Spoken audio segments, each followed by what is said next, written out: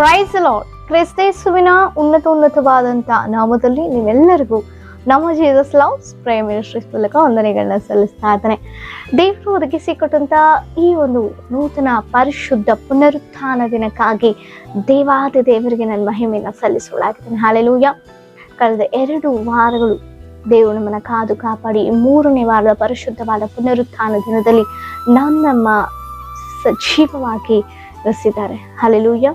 ಅದಕ್ಕಾಗಿ ದೇವಾದಿ ದೇವರಿಗೆ ಸ್ತೋತ್ರ. ಹಾಗಿದ್ರೆ ಈ ಪರಿಶುದ್ಧವಾದ ಪುನರುತ್ಥಾನ ದಿನದಲ್ಲಿ ನನ್ನ ದೇವಾದಿ ದೇವರು ನಮಗಾಗಿ ಏರ್ಪಡಿಸಿಕೊಟ್ಟಂತ ದೇವರ ವಾಗ್ದಾನ ವಾಕ್ಯವನ್ನ ನಾವು ಧ್ಯಾನಿಸೋಣ.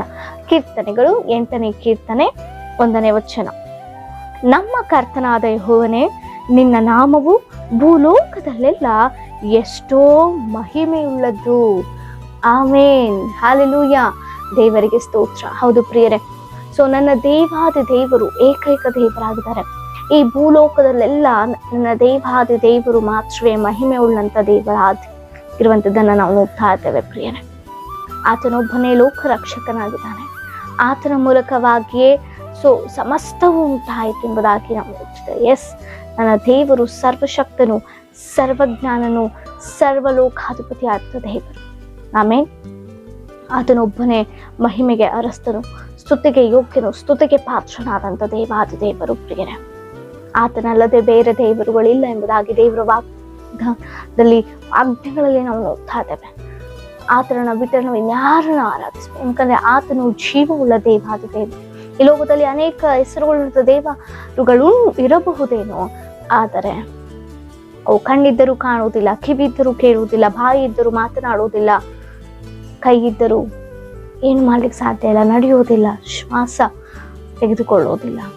ಅವು ಕೇವಲ ಬೊಂಬೆಗಳು ಮಾತ್ರವೇ ಅಂತದನ್ನು ನಾವು ನೋಡ್ತದೆ. ಆದರೆ ನೀನು ನಾನು ಆರಾಧಿಸ್ತಿರುವಂಥ ದೇವರು ಕಲ್ಲಲ್ಲ, ಬಂಡೆ ಅಲ್ಲ, ಮನುಷ್ಯರು ರೂಪಿಸಿದಂಥ ರೂಪವೂ ಅಲ್ಲ.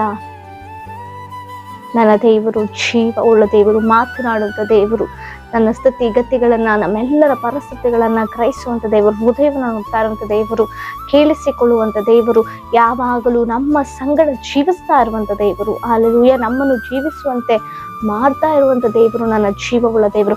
ಅಂತಹ ದೇವರನ್ನ ನಾವು ಹೇಗೆ ಆರಾಧಿಸ್ತಾ ಇದ್ದೇವೆ? ದೇವರಲ್ಲದ ದೇವರುಗಳನ್ನ ಎಷ್ಟೋ ಜನರು ಎಷ್ಟೋ ಭಯದಿಂದಲೂ, ಭಕ್ತಿಯಿಂದಲೂ, ಶ್ರದ್ಧೆಯಿಂದಲೂ ಆರಾಧಿಸ್ತಾ ಇರುವಾಗ ಜೀವವುಳ್ಳ ನಿಜವಾದ ಏಕೈಕ ಉಳ್ಳ ಆ ಉನ್ನತವಾದಂಥ ದೇವರನ್ನ ನಾನು ನೀನು ಯಾವ ರೀತಿ ಆರಾಧಿಸ್ತಾ ಇದ್ದೇವೆ? ಭೂಲೋಕದಲ್ಲೆಲ್ಲವೂ ಕೂಡ ಆತನಿಗೆ ಮಾತ್ರವೇ ಮಹಿಮೆ. ಆಮೇನ್. ಒಂದು ದಿನ ಬರ್ಲಿಕ್ಕಿದೆ, ಎಲ್ಲರಿಗೂ ತಿಳಿಯುವಂತ ರೀತಿಯಲ್ಲಿ ಆತನೇ ನಿಜವಾದ ಸತ್ಯ ಸ್ವರೂಪನೆಂಬುದಾಗಿ, ಸತ್ಯ ದೇವರೆಂಬುದಾಗಿ ಅರಿತುಕೊಳ್ಳುವಂತ ಒಂದು ದಿನ ಬರ್ಲಿಕ್ಕಿದೆ ಪ್ರಿಯರೇ. ಆ ಒಂದು ಸಮಯದಲ್ಲಿ ನಾವೇ ಮುಂದಿರಬೇಕು, ನನ್ನ ಜೀವವುಳ್ಳ ದೇವರನ್ನ ಆರಾಧಿಸುವಂತ. ಆಮೇಲೆ ಆತನ ಎಷ್ಟೆಲ್ಲ ನಮ್ಮ ಜೀವನದಲ್ಲಿ ಮೇಲುಗಳನ್ನು ಮಾಡಿದ್ದಾರೆ, ಎಷ್ಟೆಲ್ಲ ಕಾರ್ಯಗಳಲ್ಲಿ ನಮ್ಮನ್ನು ಮುನ್ನಡೆಸಿದ್ದಾರೆ. ಸೋಲುಗಳಲ್ಲಿ, ಕುಗ್ಗುವಂಥ ಸ್ಥಿತಿಯಲ್ಲಿ, ಅನೇಕ ಕೋಪ, ತಾಪ, ದ್ವೇಷಗಳ ಮಧ್ಯದಲ್ಲಿ ಆ ಕತ್ತಲೆಯ ಜೀವಿತದಿಂದ ಬಿಡುಗಡೆ ಕೊಟ್ಟು ಬೆಳಕಿನಲ್ಲಿ ನಮ್ಮನ್ನು ನಡೆಸ್ತಾ ಬರ್ತಾ ಇರುವಂಥ ದೇವಾದಿ ದೇವರು. ಮನುಷ್ಯರೆಲ್ಲರೂ ಅರ್ಥ ಮಾಡದ ಸ್ಥಿತಿಯಲ್ಲಿ, ಅರ್ಥ ಮಾಡಿಕೊಳ್ಳದ ಸ್ಥಿತಿಯಲ್ಲಿ, ತೊರೆದು ಬಿಟ್ಟಂಥ ಸ್ಥಿತಿಯಲ್ಲಿ ಒಬ್ಬಂಟಿಗರಾಗಿರುವಾಗ ನನ್ನ ದೇವರಲ್ವಾ ನಮ್ಮ ಜೊತೆ ಇದ್ದಿದ್ದು, ನಮ್ಮನ್ನು ಧೈರ್ಯಪಡಿಸಿದ್ದು, ನಮ್ಮನ್ನು ಪ್ರೋತ್ಸಾಹ ಮಾಡಿದ್ದು. ಆಮೇಲೆ ಅಂತಹ ಉನ್ನತವಾದಂಥ ದೇವರನ್ನ ಈ ಪರಿಶುದ್ಧವಾದ ಪುನರುತ್ಥಾನದಲ್ಲಿ ನಾವೆಲ್ಲರೂ ಸಮೂಹವಾಗಿ ಸೇರಿ ಯಾವ ರೀತಿ ಆರಾಧಿಸುವಂಥವರಾಗಿದ್ದೇವೆ?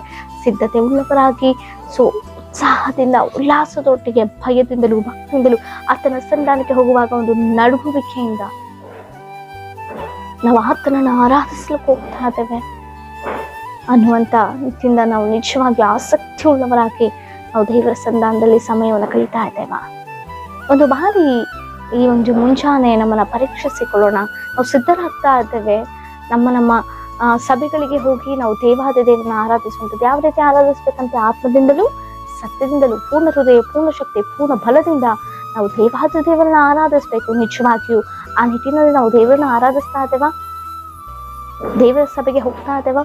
ಸಮೂಹ ಎಲ್ಲ ಕುಟುಂಬಗಳೊಟ್ಟಿಗೆ, ಎಲ್ಲ ಸಹೋದರ ಸಹೋದರಿಯರೊಟ್ಟಿಗೆ ನಾವು ಸೇರಿ ಆತನ ನಾಮವನ್ನು ನಮ್ಮ ಜೀವಿತದಲ್ಲಿ ದೇವರು ಏನೆಲ್ಲ ಮಾಡಿದ್ದಾರೆ ಅನ್ನುವಂಥದ್ದನ್ನ ನಾವು ಬಹಿರಂಗವಾಗಿ ನಾವು ಹೇಳ್ತಾ ಇದ್ದೇವ, ಆತರ ನಾಮವನ್ನು ಘನಪಡಿಸ್ತಾ ಇದ್ದೇವ. ಅನೇಕರಿಗೆ ಒಂದು ಮುಜುಗರ ದೇವರ ಕುರಿತು ಹೇಳಲಿಕ್ಕೆ. ದೇವರು ನಿನ್ನ ಜೀವಿತವನ್ನ ಕಾಪಾಡ್ಕೊಂಡು ಬರ್ತಾ ಇದ್ದಾರೆ. ನಿನ್ನ ಕುಟುಂಬಗಳು ಎಷ್ಟು ಮೇಲುಗಳನ್ನ ಮಾಡಿರುವಾಗ ಯಾಕೆ ಮುಜುಗರ, ಯಾಕೆ ಭಯ, ಯಾಕೆ ಮುಂದೆ ಬರ್ಲಿಕ್ಕೆ ಸಾಧ್ಯ ಆಗ್ತಿಲ್ಲ? ಸಭೆಗೇನೆ ಹೋಗ್ಲಿಕ್ಕೆ ಅನೇಕರು ಹಿಂಜರಿತಾರೆ ಪ್ರಿಯರೇ. ಕೆಲಸಗಳಲ್ಲಿ ಬಿಸಿ ಇರ್ತಾರೆ. ಆ ಕೆಲಸ ಕೊಟ್ಟಿದ್ದು ದೇವರೇ. ಆ ದೇವರು ನಾವು ವಾರಕ್ಕೆ ಒಂದು ಬಾರಿ ಆದ್ರೂ ತನ್ನ ಸನ್ನಿಧಾನದಲ್ಲಿ ಸಮಯವನ್ನು ಕಳೆದು ಆರಾಧಿಸುವಲ್ಲಿ ಎಷ್ಟು ಆಸಕ್ತಿ ಉಳ್ಳವರಾಗಿದ್ದೇವೆ. ಕೆಲಸಗಳು ಪ್ರತಿದಿನ ಇರುತ್ತೆ ಪ್ರಿಯರೇ, ಪ್ರತಿದಿನವೂ. ನಿಜವೇ, ನಾವು ಪ್ರತಿದಿನ ದೇವರನ್ನು ಆರಾಧಿಸ್ಬೇಕು ಹೃದಯದಿಂದ. ಆದ್ರೆ ಸಮೂಹವಾಗಿ ಸೇರಿ ಆರಾಧಿಸುವಂಥದ್ದು ಒಂದು ಧನ್ಯತೆ, ಒಂದು ಶ್ರೇಷ್ಠತೆ. ಆಮೇಲೆ ಭೂಲೋಕದಲ್ಲೆಲ್ಲ ಮಹಿಮೆಯುಳ್ಳಂತ ದೇವಾದಿ ದೇವರನ್ನ ಆತನ ಮಕ್ಕಳಾಗಿ, ಕ್ರಯಕ್ಕೆ ಕೊಂಡುಕೊಂಡಲ್ಪಟ್ಟಂತ ಆತನ ಮಕ್ಕಳಾಗಿ, ಆತನ ರಕ್ತದಿಂದ ತೊಳೆಯಲ್ಪಟ್ಟು ಆತನು ನಮ್ಮಲ್ಲಿ ಜೀವಿಸುವಂತ ಉನ್ನತವಾದಂತ ಧನ್ಯತೆ ಉಳ್ಳಂತ ಯೋಗ್ಯರಾಗಿ ಜೀವಿಸ್ತಾ ಇರುವಂತ ಈ ಜೀವಿತದಲ್ಲಿ ನಾವು ಆತನ ಎಷ್ಟು ಆಸಕ್ತಿ ಉಂಡ, ಎಷ್ಟು ನಾವು ದೇವರ ಒಂದು ಆಸೆಯಿಂದ ನಾವು ದೇವರನ್ನ ಆರಾಧಿಸ್ತಾ ಇದ್ದೇವೆ. ಒಂದು ಬಾರಿ ಪರೀಕ್ಷೆ ಮಾಡಿಕೊಳ್ಳೋಣ. ಇರುವಂತ ಪ್ರತಿ ಪರಿಸ್ಥಿತಿಗಳು, ಕೆಲಸ ಕಾರ್ಯಗಳ ಪಕ್ಕಕ್ಕಿಟ್ಟು ಬದಿಗಿಟ್ಟು ಆತನ ಸನ್ನಿಧಾನಕ್ಕೆ ಓಡೋಡಿ ಹೋಗಿ ಆತನ ನಾಮವನ್ನು ಘನಪಡಿಸೋಣ. ದೇವರು ಎಲ್ಲ ತನ್ನ ಸಂಧಾನದಲ್ಲಿ ಬಲವಾಗಿ ಉಪಯೋಗಿಸಿಕೊಂಡು ತನ್ನ ನಾಮ ಮಹಿಮಾರ್ಥವಾಗಿ ನಮ್ಮನ್ನ ಮುನ್ನಡೆಸಲಿ. ಈ ವಾಕ್ಯದ ಮೂಲಕ ದೇವರನ್ನ ಆಶೀರ್ವದಿಸಲಿ. ನಿಮ್ಮೇನೇ ವಿಜ್ಞಾಪನೆಗಳಿದ್ರು ನಮಗೆ ಕಮೆಂಟ್ಗಳ ಮೂಲಕ ತಿಳಿಸಿಕೊಡಿ. ನಿಮಗಾಗಿ ನಾವು ಪ್ರಾರ್ಥಿಸೋರಾಗಿದ್ದೇವೆ. ಪ್ರಾರ್ಥನೆ.